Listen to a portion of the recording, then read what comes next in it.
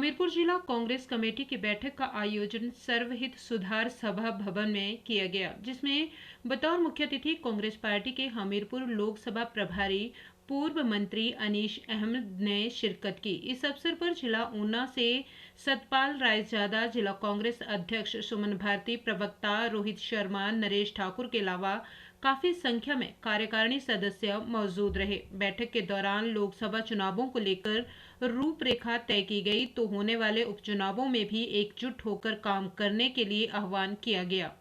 हमीरपुर लोकसभा प्रभारी पूर्व मंत्री अनीश अहमद ने कहा कि महाराष्ट्र, मध्य प्रदेश में भी बीजेपी ने विधायकों को खरीद फरोख्त करके सरकारों को गिराने का काम किया है। उन्होंने कहा कि हिमाचल की जनता के दिए हुए जनादेश को बीजेपी पार्टी स्वीकार नहीं कर रही है और पैसे देकर बिकाऊ विधायकों को खरीदा गया है। उन्होंने कहा कि हिमाचल लोगों के वोट का बिकाऊ विधायकों ने सौदा किया है और अब चुनावों में हिमाचल की जनता कभी माफ नहीं करेगी।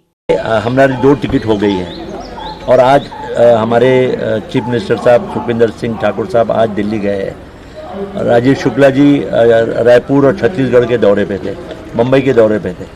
तो आज कल में मीटिंग हो जाएगी और आज कल में मीटिंग तय होने के बाद में यहाँ के उम्मीदवार तय हो जाएंगे, क्योंकि हम जल्दी में उम्मीदवार तय कर ले और फिर बाद में लोगों का रिएक्शन आए, तो हमें लोगों की तरफ से हम सर्वे ले रहे हैं और यहाँ का जो सर्वे आ रहा है, कांग्रेस पार्टी का सर्वे है, इंटेलिजेंस का सर्वे है, वो सारे सर्वे रिपोर्ट लेकर हम सही उम्मीदवार चुनेंगे, क्योंकि हिमाचल में सबसे आखिरी में चुनाव हो रहे हैं।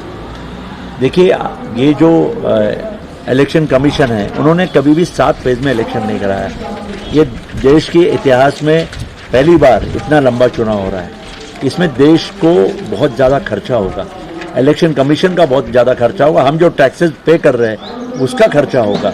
तो ये 7 फेज में इलेक्शन हो रहे हैं और 1 जून को यहाँ चुनाव होने जा रहा है। अभी 40 दिन का टाइम है। अभी कल सेकेंड फेज की वोटिंग है और सेकेंड फेज खत्म हो गया है और मुझे उम्मीद है कि 2-3 दिन में यहाँ के हिमाचल के सारे उम्मीदवार कैंडिडेट डिक्लेयर हो जाएंगे। फिर यहाँ पर मुझे भेजा गया है 10 सालों के बाद में, और मुझे पूरा विश्वास है कि इस बार भी जिस तरीके से महाराष्ट्र में, कर्नाटका में, मध्य प्रदेश में एमएलएस को खरीदा गया था कई खोखों के अंदर में। देखिए, महाराष्ट्र के एमएलएस को खरीदकर गुवाहाटी लेके गया था शिवसेना और राष्ट्रवादी के एमएलएस को, और वहाँ की सरकार गिराई गई। उसी तरीके से मध्य प्रदेश में अंदर में भी, क्योंकि वोटर जो है वो 5 साल का मैंडेट देता है और 5 साल का मैंडेट देने के बाद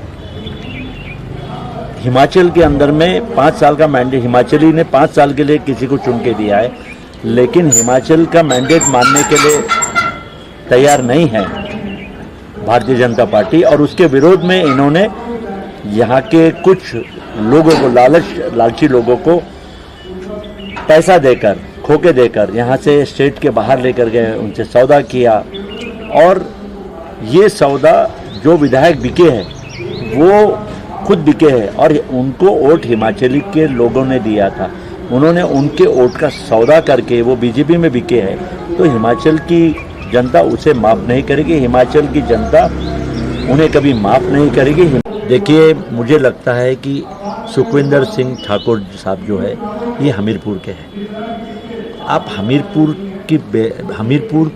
के लोगों के साथ में मजाक उड़ाने का काम कर रहे हैं। देखिए, कई सालों के बाद में हमीरपुर का एक मुख्यमंत्री बना है और हमीरपुर के मुख्यमंत्री एक गरीब आदमी बना है और वो जनता के साथ चल रहा है, गरीबों के साथ चल रहा है।